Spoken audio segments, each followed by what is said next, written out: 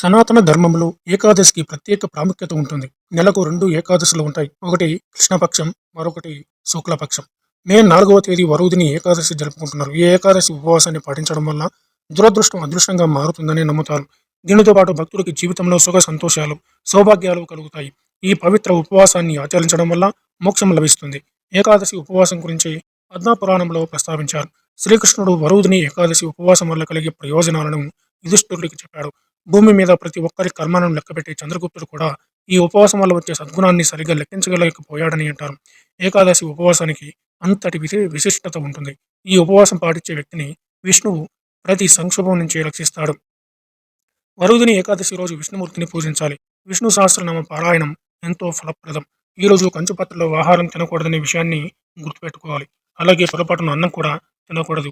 వరుదిని ఏకాదశి రోజున విష్ణుమూర్తి వామన అవతారాన్ని పూజించాలి. ఏకాదశి రోజున ఉదయాన్నే స్నానం చేసి శుభ్రమైన దుస్తులు ధరించాలి. ఉపవాసం ప్రారంభించాలి. తర్వాత పూజ గదిలో బలిపీఠం ఏర్పాటు చేసి దానిపై పెసలు, శనగలు, బార్లీ, బియ్యం, చిరుధాన్యాలు వంటివి ఉంచాలి. పీఠం మీద కలశాన్ని ప్రతిష్ఠించి అందులో మామిడి లేదా అశోక వృక్షం 5 ఆకులను ఉంచాలి. ఇప్పుడు బలిపీఠంపై విష్ణుమూర్తి విగ్రహం లేదా చిత్రపటాన్ని ఉంచాలి. పసుపు పువ్వులు, తులసిని విష్ణుమూర్తికి సమర్పించాలి. ధూపం, దీపంతో పూజ చేయాలి. ఏకాదశి ఉపవాసం ఆచరించిన వాళ్ళు మరుసటి రోజు ఉదయాన్నే బ్రాహ్మణుడికి అన్నదానం చేసి వీలైనంత వరకు దాన ధర్మాలు చేసి పంపించాలి. ఆ తర్వాత ఆహారం తిని ఉపవాసం విరమించాలి. వరుదిని ఏకాదశి వ్రత కథ. పూర్వకాలంలో నర్మదా నది ఒడ్డున మందాత అనే రాజు నివసించేవాడు.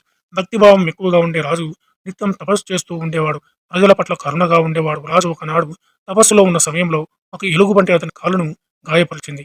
అడవి వైపు లాక్కుని వెళ్ళింది. అప్పుడు రాజు విష్ణుమూర్తిని ప్రారంభించాడు. విష్ణుమూర్తి తన సుదర్శన చక్రంతో ఎలుగుబంటిని సంహరించి రాజుని రక్షిస్తాడు. తన కాలు పోయినందుకు రాజు చాలా తీవ్ర మనస్తాపానికి గురవుతాడు.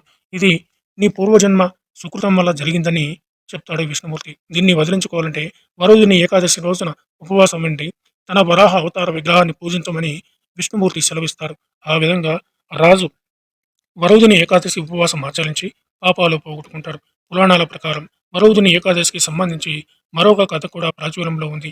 శివుడు బ్రహ్మ 5వ తలని ఖండిస్తాడు. దీంతో శివుడు శాపానికి గురవుతాడు. దాన్ని పోగొట్టుకునేందుకు వరుదిని ఏకాదశి ఉపవాసం ఆచరించాడు. ఫలితంగా పాపాల నుంచి విముక్తి లభించింది. మత విశ్వాసాల ప్రకారం ఈ ఒక్కరోజు ఉపవాసం ఉంటే అనేక సంవత్సరాలు తపస్సు చేసిన పుణ్య ఫలం లభిస్తుందని చెబుతారు.